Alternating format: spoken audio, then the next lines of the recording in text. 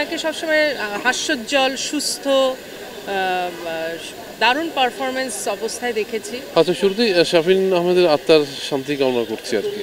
আর যেটা হচ্ছে যে বাংলাদেশের যে বয়স, সে বয়সে যে বাংলাদেশে ব্যান্ড সঙ্গে যে ইতিহাস তৈরি হয়েছে, ইতিহাসের একটা বড় খাম্বা। প্রত্যেকটা মানুষকে এটা ব্যথিত করেছে এবং প্রত্যেকের হৃদয় রক্তক্ষরণ আমার মনে হয় হয়েছে এটার কারণে, শাফিন ভাইয়ের মৃত্যুতে। আমি খুবই মর্মাহত, শোকাহত। সে তার কাজের জায়গাটা তো অপূরণীয় ক্ষতি হয়, সবচেয়ে বড় ক্ষতি হয় তার পরিবারের, সবচেয়ে বড় শূন্যতা সেখানে। আর শাফিন ভাই তো এমন একজন শিল্পী, এমন একজন মানুষ যিনি সবার ভালোবাসার, সবার ভালো লাগার, সবার ইন্সপিরেশন। তো ওনার মতো শিল্পী আসলে আমি কম দেখেছি। আর এটা শকিং, কারণ ওনাকে সবসময় হাস্যোজ্জ্বল, সুস্থ, দারুণ পারফরমেন্স অবস্থায় দেখেছি।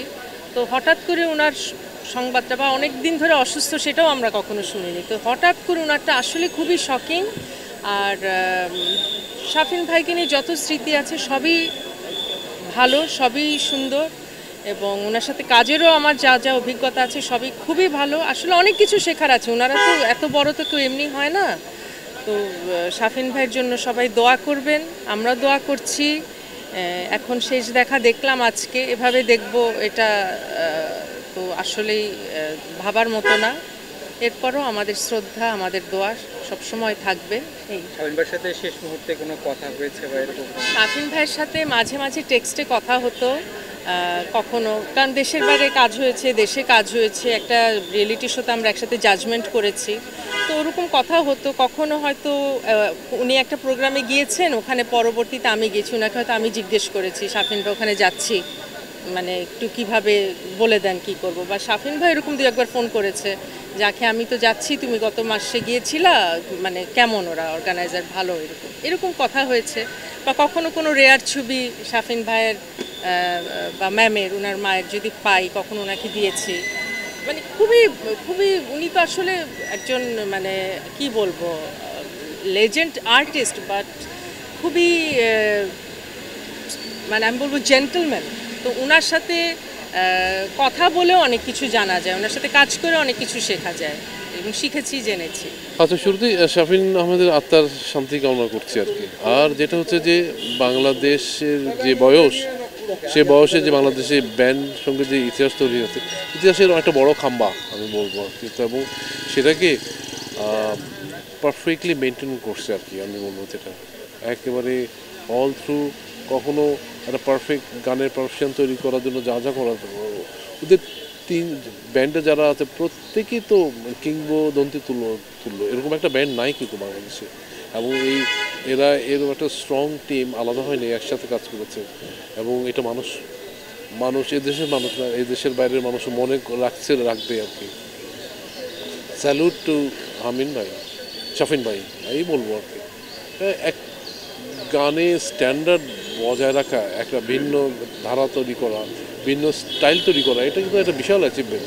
সেটা কিন্তু মাইলসের আছে, এবং সেটা মাইলসের স্পোকসম্যান তো শামিন ভাই, যেহেতু বয়সটা মিলে দেয়, হামিন সাহেবও দেয়, আর মানাম তো আছেই।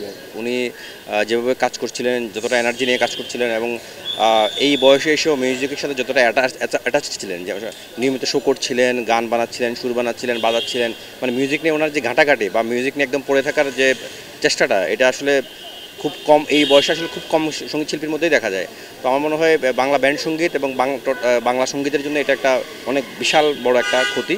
এটা আসলে মানে একদম আমার মনে হয় সঙ্গীতের যারা আছে প্রত্যেকটা মানুষকে এটা ব্যথিত করেছে, এবং প্রত্যেকের হৃদয় রক্তক্ষরণ আমার মনে হয় হয়েছে এটার কারণে, শাফিন ভাইয়ের মৃত্যুতে।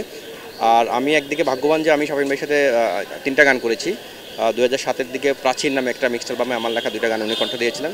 একটা ছিল মেঘের মেয়ে, আর একটা ছিল ভালোবাসা। এই 2টা গানই ওনার ইউটিউব চ্যানেলে আছে। আর শেষ 4-5 বছর আগে শাফিন ভাই সুরে আমি একটা গান করেছিলাম ওনার নিজের সুরে, ভালোবাসার জানালায়, যে সিরিজ থেকে এসেছিল। ইনফ্যাক্ট কিছুদিন আগেও শাফিন ভাইয়ের সাথে আমার কথা হয়েছে নতুন কাজ নিয়ে, যে আরেকটা গান আমাদের হবে খুব শীঘ্রই। তো সেটা তো আর হলো না, আর দেখাও আর হবে না। এটা আমার জন্য আসলে মনে হয় যে একটা না বলা একটা ব্যথা, না বলা একটা কথা আসলে রয়ে গেছে। আমি ওনার আত্মার মাগফিরাত করি, এবং আল্লাহ পাক ওনাকে বেস্টে নসিব করুন। আমাদের যখন প্রথম একসাথে সিডি বের হলো, ইভেন তার বিয়েতেও আমি উপস্থিত ছিলাম।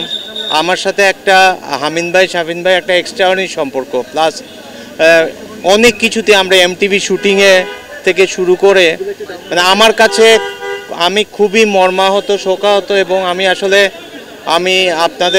আমি ক্ষমা চেয়ে নিচ্ছি। আমার আসলে বলার মতো মানসিক দেখার পরে আরও I am feeling very bad.